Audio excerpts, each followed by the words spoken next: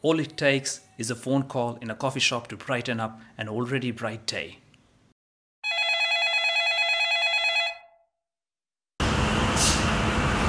Yeah. Yeah, hi. Which one? The Tata Nexon. The vehicle that has not been launched. Wow. Which color? What time? Sure, let's do it.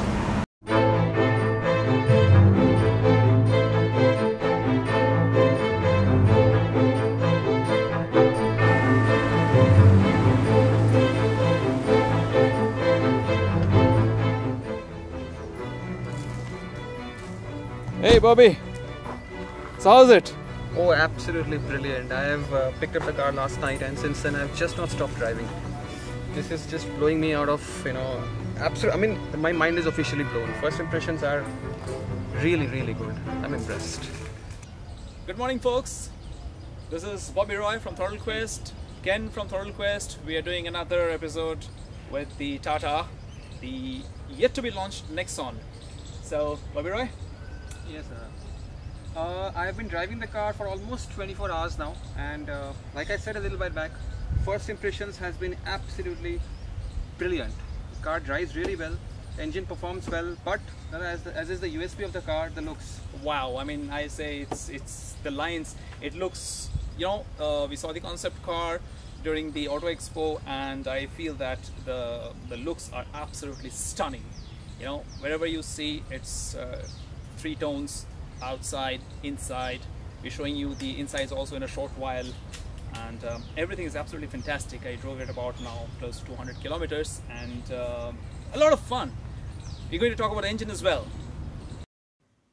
The car does not take styling cues from anyone. This is totally indigenously built, indigenously designed with unique styling. And boy, do I like the style and design or what. Whatever we say about the design and the style, it would not be enough. We cannot do justice to this car, which nearly looks like a concept car brought right out onto the streets. This car has not yet been launched, but since we're testing it, we reckon that this would be the final shape and size that would be out on the streets and that would be available for you guys. As for the interiors, I'm very old-fashioned. I'm not one for fancy steerings and huge load of features. But this steering feels ergonomic and sporty. The dash is, well, much more than utilitarian. You have driving modes like on a super bike. Economy drive mode is activated. Sport drive mode is activated.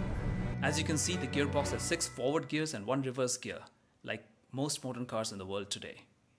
There's oodles of storage space. There's a cold tray for folks who want a midday chocolate meal.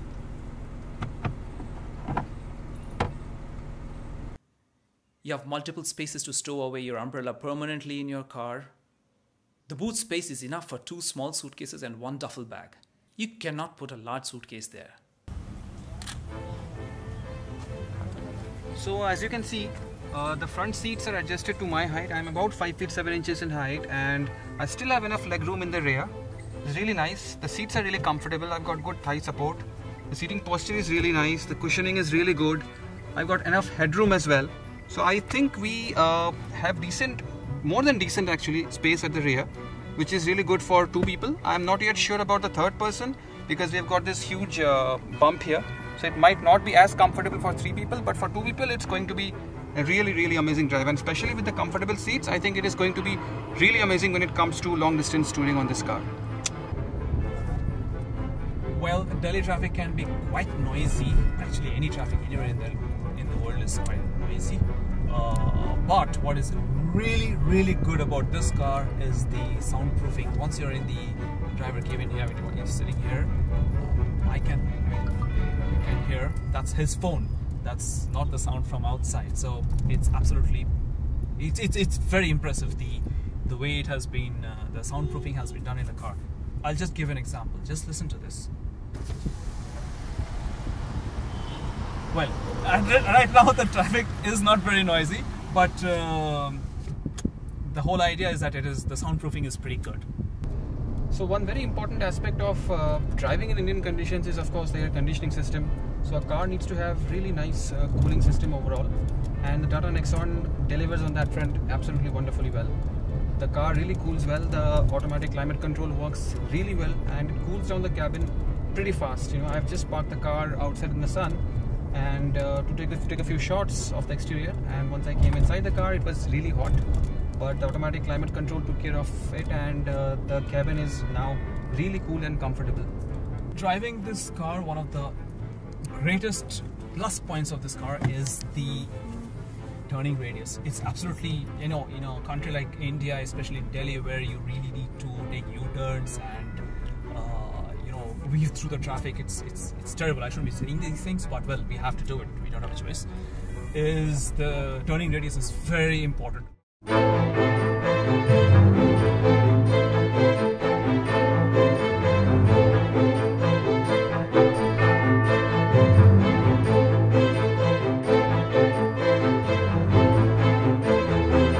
What do you have to say about the suspension?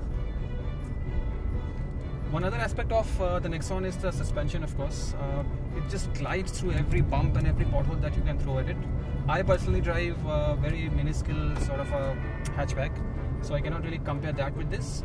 But as a comparison, the same pothole if I take with that car and this car is worlds apart. You don't realize that you've been through a pothole on this car. The suspension is really nicely tuned, and I think it is really suited for our sort of road condition, the Indian sort of road conditions. So we have 3 cylinders here, 110 PS, 117 Nm of torque. The turbo kicks in at around 1800. You can feel the turbo boost very clearly. The ABS is good. At least I can feel the feedback. Actually, we were trying out the ABS on the dirt as well, and it felt pretty good. Got the feedback. Very good. I wouldn't say good, it's very good. The handling, well, the handling is about as good as you get from a vehicle which has 209 mm of ground clearance, so it's a little high, so a little bit of it is compromised, but I'm okay with that, since in India you do require, there's a Mercedes which is trying to overtake me with HR number plates. Fine, it can go. But this guy in this traffic, office time, it's holding good. It's holding good. I'm enjoying it. It is not a small car. It is not a huge car. It is just the right size for a small family in the city. This is for a fun-driven, colorful life.